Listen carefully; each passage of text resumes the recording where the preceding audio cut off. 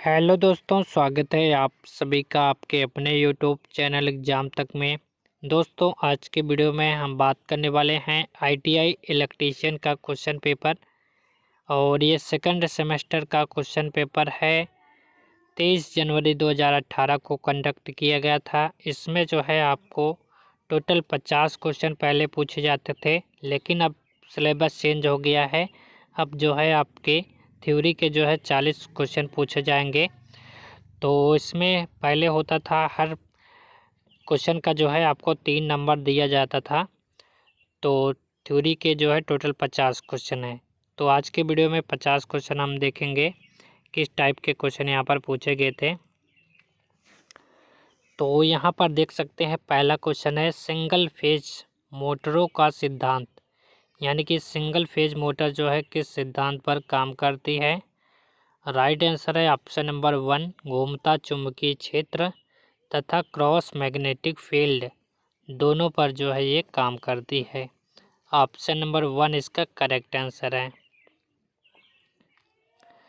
दूसरा क्वेश्चन है यहाँ पर, इलेक्ट्रिकल मशीन की आर्मेचर वाइंडिंग में कौन सा बल उत्पन्न होता है, जिसका राइट आंसर है ऑप्शन नंबर 4, विद्युत वाहक बल, यानी कि ईएमएफ, इलेक्ट्रोमैग्नेटिक फोर्स यहाँ पर उत्पन्न होता है।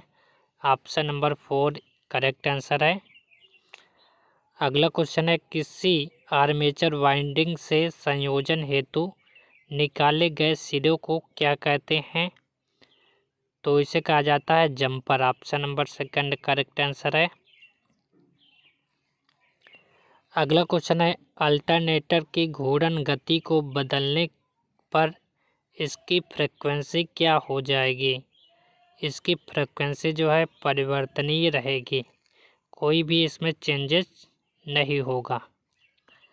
अगला क्वेश्चन है क्वेश्चन नंबर 5, वाइंडिंग के कॉइल समूह को वाउंड किया जाता है, जिसका राइट आंसर है ऑप्शन नंबर 2, सिलिकॉन स्टील की इंसुलेटेड कोरों के समूह पर इसको वाउंड किया जाता है।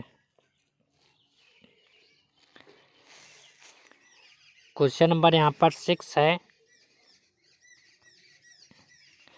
यदि किसी सॉफ्ट का रंग नीला हो जाता है तो इसका अर्थ है कि सॉफ्ट, जिसका राइट आंसर है सॉफ्ट जो है अधिक गर्म हो गई है।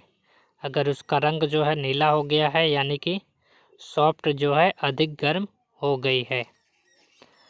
अगला क्वेश्चन है, एक तुल्यकालिक मोटर सदैव डैश घूर्णन गति पर काम करती है, जिसका राइट आंसर है तुल्यकालिक गति पर काम करती है। क्वेश्चन नंबर 8 है, शेडेड पोल मोटर में शेडिंग रिंग का कार्य क्या है, जिसका राइट आंसर है ऑप्शन नंबर 2, घूर्णी चुंबकीय क्षेत्र उत्पन्न करना इसका कार्य है। अगला क्वेश्चन है, सिलेंडरिकल रोटर किस प्रकार के अल्टरनेटरों में प्रयोग किए जाते हैं। जो सिलेंडर टाइप के रोटर होते हैं वो उसको जो है किस प्रकार के अल्टरनेटर में प्रयोग किया जाता है, जिसका राइट आंसर है ऑप्शन नंबर 4, अधिक स्पीड अल्टरनेटर में इसका प्रयोग किया जाता है। जो अल्टरनेटर ज़्यादा स्पीड में चलते हैं उसमें जो है सिलेंड्रिकल रोटर का प्रयोग किया जाता है। क्वेश्चन नंबर 10 है, लैप तथा वेब वाइंडिंग में मुख्य अंतर क्या है। लैप वाइंडिंग और वेब वाइंडिंग ये किस प्रकार की वाइंडिंग है। तो ये डीसी प्रकार की वाइंडिंग होती है। इसके बीच का अंतर जो है समांतर पथों की संख्या, इसका मुख्य अंतर होता है। क्वेश्चन नंबर 11 है, किसी कन्वर्टर उपकरण को बैटरी चार्जिंग के लिए प्रयोग करना है तो उसके लिए रेक्टिफायर का चयन निम्नलिखित आधार पर करना चाहिए, जिसका राइट आंसर है ऑप्शन नंबर 4, शक्ति रेटिंग के आधार पर उसका चयन करना चाहिए। अगला क्वेश्चन है, प्रतिकर्षण मोटर में कम्यूटेटर द्वारा क्या किया जाता है? तो इसका राइट आंसर है आर्मेचर वाइंडिंग को कनेक्ट की जाती है। प्रतिकर्षण मोटर में जो है कम्यूटेटर के द्वारा आर्मेचर वाइंडिंग को कनेक्ट किया जाता है। अगला क्वेश्चन है, रिट्रोग्रेसिव संयोजन में कम्यूटेटर पिच का मान लिया जाता है, जिसका राइट आंसर है ऑप्शन नंबर 1 2। अगला क्वेश्चन है, 4 पोल 1200 आरपीएम अल्टरनेटर द्वारा उत्पादित विद्युत वाहक बल की फ्रीक्वेंसी होगी, जिसका राइट आंसर है 40 हर्ट्ज। तो पोल पिच बराबर होता है, यहाँ से आप न्यूमेरिकल को इसको निकाल सकते हैं, रो इंटू L/A के माध्यम से इसको निकाल सकते हैं। अगला क्वेश्चन है, यदि पोल्स की संख्या 4 है और कांचों की संख्या 24 है तो पोल पिच का मान ज्ञात करें। तो कैसे ज्ञात करेंगे? पोल पिच बराबर होता है कांचों की संख्या बटे पोल्स की संख्या, यानी कि 24 बटे यहाँ पर 4 कर देंगे तो 6 आंसर इसका आ जाएगा। अगला क्वेश्चन है, अल्टरनेटर की रेटिंग व्यक्त की जाती है। तो अल्टरनेटर की रेटिंग जो है किस में व्यक्त की जाती है? केवीए में। केवीए में और किसकी रेटिंग ज्ञात की जाती है? ट्रांसफार्मर की रेटिंग भी केवीए में ज्ञात की जाती है। क्वेश्चन नंबर 17, प्रेरित ईएमएफ की दिशा सदैव ऐसी होती है कि जो उस गति परिवर्तन का विरोध करती है जिसके कारण विद्युत वाहक बल प्रेरित होता है। ये किसका नियम है? तो ये लेंज का नियम है। ऑप्शन नंबर 4 इसका करेक्ट आंसर है। अगला क्वेश्चन है, बड़े आकार में एमजी सेट में प्रयुक्त एसी मोटर कौन सी होती है? एमजी सेट में किस प्रकार की एसी मोटर का उपयोग किया जाता है? तो यहाँ पर स्क्वायरल केज इंडक्शन मोटर का उपयोग किया जाता है। अगला क्वेश्चन है, एक्साइटिंग करंट से क्या मतलब है? इसका राइट आंसर है फील्ड कॉइल को दिया गया करंट जो है एक्साइटिंग करंट कहलाता है। अगला क्वेश्चन है, निम्नलिखित में से किस प्रयोग के लिए डीसी सप्लाई आवश्यक है? डीसी सप्लाई जो है किस में आवश्यक होगी? तो आर्क लैंप में जो है डीसी सप्लाई दी जाती है। ऑप्शन नंबर 4 इसका करेक्ट आंसर है। एम्प्लायर स्लीव का उपयोग होता है, इसका उपयोग जो है तांबे की तारों पर चढ़ाने के लिए इसका प्रयोग किया जाता है, एम्पायर स्लीव का प्रयोग। क्वेश्चन नंबर 22, आर्मेचर वाइंडिंग के अर्थ दोष परीक्षण के लिए अपनाई जाने वाली विधि है। तो कौन कौन सी विधि हैं? ग्राउलर परीक्षण विधि, श्रेणी स्टेट लैम्प विधि और वोल्टता पतन विधि। तीनों विधि यहाँ पर प्रयोग किया जाता है। अगला क्वेश्चन है, मोटर में खुला परिपथ फॉल्ट का स्थान है, जिसका राइट आंसर है ऑप्शन नंबर 3 ये सभी। यानी कि मोटर में परिपथ में फॉल्ट कहाँ से हो सकता है? प्रारंभिक वाइंडिंग से, आर्मेचर वाइंडिंग से और मुख्य वाइंडिंग से। अगला क्वेश्चन है, जहाँ यांत्रिक सुरक्षा एवं अग्नि सुरक्षा महत्वपूर्ण हो वहाँ कौन सी वायरिंग स्थापित की जाती है? जिसका राइट आंसर है कंड्यूट वायरिंग। अगला क्वेश्चन है क्वेश्चन नंबर 25, हस्तचलित स्टार डेल्टा स्टार्टर पे स्टॉप बुश बटन को डैश के श्रेणी में समायोजित किया जाता है, जिसका राइट आंसर है ऑप्शन नंबर 1 एनवीसी और ओवरलोड रिले संयोजक में। अगला क्वेश्चन है सिंगल फेज स्लिप रिंग प्रेरण मोटर का रोटर होता है। तो एक त्रिकली स्लिप रिंग प्रेरण मोटर का रोटर होता है, जिसका राइट आंसर है कुंडलित होता है। अगला है डीसी तथा एसी जनरेटरों में एक प्रमुख समानता क्या होती है। तो दोनों जो है एसी विद्युत वाहक बल पैदा करते हैं। राइट आंसर ऑप्शन नंबर 1 है। अगला है निम्न प्रकार के एक परिपथ वियोजक में से एक मरम्मत योग्य नहीं है होता है।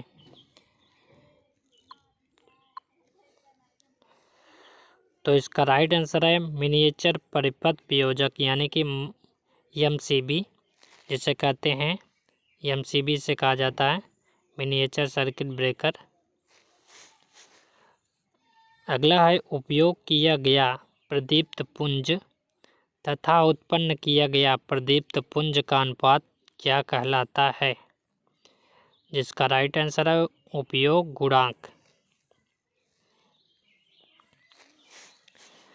अगला है अभ्रक किस श्रेणी का कुचालक पदार्थ है। तो ये टाइप बी श्रेणी बी टाइप का ये कुचालक पदार्थ होता है।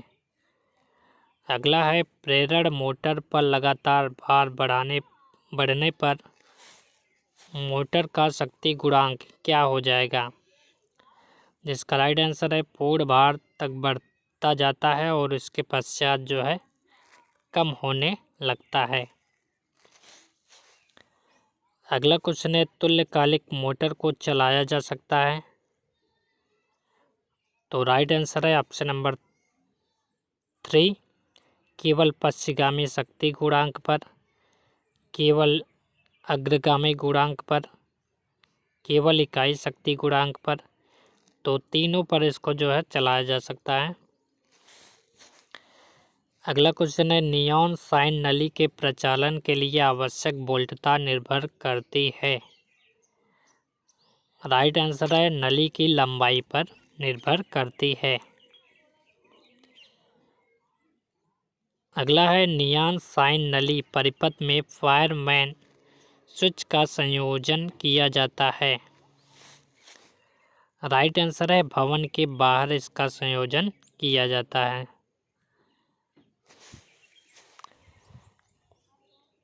अगला है उच्च दाब मरकरी वेपर लैंप की अंदरूनी नली में कौन सी गैस भरी होती है, जिसका राइट आंसर है यहाँ पर आर्गन गैस भरी जाती है। अगला है एसी मशीन की स्टेटर कोड लेमिनेटेड चादर की बनाई जाती है जिससे कि एडी करंट लॉस क्या हो जाए, घट जाए। अगला है वाष्प चलित अल्टरनेटर को प्रायः डैश घूर्णन गति पर कार्य करने योग्य बनाया जाता है, जिसका राइट आंसर है उच्च घूर्णन गति पर कार्य करने के लिए इसको बनाया जाता है। अगला है एक तुल्यकालिक मोटर औद्योगिक उपयोग में निम्नलिखित कारणों के कारण उपयोगी होती है, जिसका राइट आंसर है इनमें से सभी। छत के पंखे में कौन सी मोटर जो है प्रयोग किया जाता है। तो यहाँ पर स्थायी कैपेसिटर रन मोटर का उपयोग किया जाता है। काफ़ी सिंपल है। चुंबकीय ओवरलोड रिले की तुलना में ऊष्मीय ओवरलोड रिले जो है अधिक धीमी होती है। 3 फेज इंडक्शन मोटर में रेटिंग चुंबकीय फ्लक्स की स्पीड कितनी होती है, 120 F/P होती है। अगला है capacitor start capacitor run motor मूलतः होती है। तो ये सिंगल फेज मोटर होती है। अगला है अल्टरनेटर के भाग कौन कौन से होते हैं। तो स्टेटर होता है, रोटर होता है और एक्साइटर होता है, तीनों होते हैं। अगला है स्पीड कंट्रोल हेतु जो है पोल चेंजिंग विधि केवल मोटर के लिए प्रयोग की जाती है। तो किस मोटर के लिए इसका प्रयोग किया जाता है? स्क्विरल केज इंडक्शन मोटर के लिए इसका उपयोग किया जाता है। Capacitor start connection induction run motor में कैपेसिटर का काम क्या होता है? इसका काम होता है फेज स्प्लिट करना। ELCB का उपयोग विशेष तौर पर वहाँ किया जाता है जहाँ पर भू संपर्कित दोष ज़्यादा हो, यानी कि इसमें जहाँ पर भू संपर्कन ज़्यादा हो जाए, अर्थिंग ज़्यादा जहाँ होती है वहाँ पर जो है ELCB का उपयोग किया जाता है। उच्च स्पीड तथा उच्च प्रारंभिक बल आघूर्ण की आवश्यकता होने पर मोटर प्रयुक्त की जाती है। तो हाई स्पीड और उच्च प्रारंभिक बल आघूर्ण प्राप्त करने के लिए यूनिवर्सल मोटर का प्रयोग किया जाता है। यूनिवर्सल मोटर AC तथा DC दोनों पर काम करती है। अगला है प्रकाश स्रोत की तल से ऊंचाई बढ़ने पर तल पर पहुंचने वाले प्रकाश की तीव्रता क्या हो जाती है? घट जाती है। अगला है ग्राउलर की सहायता से किसके दोष का पता किया जाता है? तो यहाँ पर आर्मेचर वाइंडिंग का पता किया जाता है। अगला है प्रदीप्त दीपों में नवीनतम प्रकार का दीप कौन सा है? राइट आंसर है ग्लो ट्यूब। तो यहाँ पर 50 क्वेश्चन ही थे। उम्मीद है आपने जो है सारे क्वेश्चन को अटेम्प्ट किया होगा और देखा होगा। और इसमें जो है इसका और भी हमारे पास पेपर आ चुका है, तो सभी जो है पेपर अपलोड किए जाएंगे। 2018 के करा रहा हूँ, तो 2019 का भी कराया जाएगा। इसके बाद 2021-20 का कराया जाएगा। तो लगभग जो है 15 से 20 पेपर आ चुके हैं हमारे पास। तो सभी पेपर जो है हम अपलोड करेंगे। तो लगातार आप जो है वीडियो देखते रहिए और लाइक करिए, शेयर करिए। कोई भी दिक्कत हो तो कमेंट करिए। Thanks for watching this video.